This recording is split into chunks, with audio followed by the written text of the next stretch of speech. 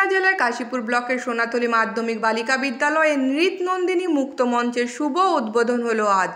নবনির্মিত মুক্ত মঞ্চের এদিন আনুষ্ঠানিকভাবে ফিতা কেটে ও প্রদীপ প্রজ্বলনের মধ্য দিয়ে শুভ উদ্বোধন করেন অনুষ্ঠানের প্রধান অতিথি পুরুলিয়া জেকে কলেজের প্রাক্তন অধ্যক্ষ শ্রীনিবাস মিশ্র।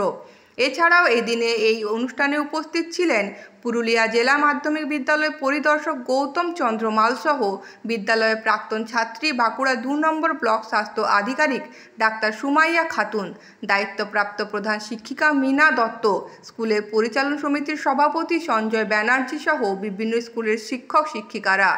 বিদ্যালয়ের ছাত্রীদের উদ্যোগে একাধিক নৃত্য, আবৃত্তি ও গানের মাধ্যমে শেষ হয় অনুষ্ঠানটি।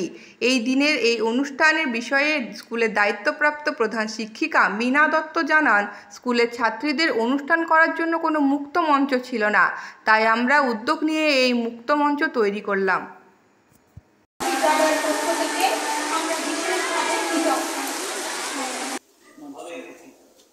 মুক্ত মঞ্চ সম্পর্কে বলবো যে সংস্কৃতি চর্চার জন্য বৃহৎ পরিসরে যেভাবে সংস্কৃতি চর্চাটা প্রয়োজন মেয়েদের সাথে ছিল না, যার জন্য এটাকে আয়োজন করতে হয়েছে।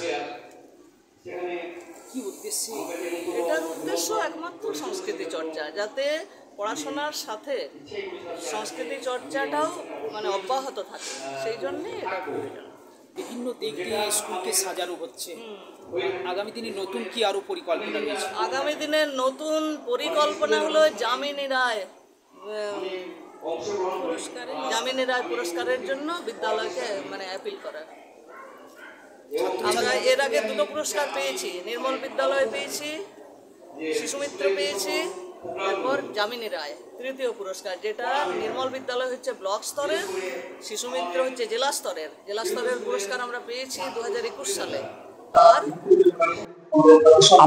আমাদের আজকে মুক্ত মঞ্চ উদ্বোধন করা হলো স্কুলের থেকে, এবং আমি বর্তমানে প্রেসিডেন্ট আছি। তো আমার তো জাস্ট এই এপ্রিল মাসে আমি এই দায়িত্ব নিয়েছি। আমাদের যে ম্যাডাম আছে মিনাদি এটা অনেকদিন ধরেই পরিকল্পনা নিয়েছিল, এবং আমি প্রেসিডেন্ট হওয়ার পর আমাকে সেটা প্রস্তাব দেয়। আমি দেখলাম যে আমাদের যে মেয়েরা নাচ গানের জন্য আমাদের অনেক অসুবিধা হয়, এবং সেই প্রস্তাব আমি রাজি হই এবং আমি এক সম্মতি করি যে হ্যাঁ, এটা করা যায়।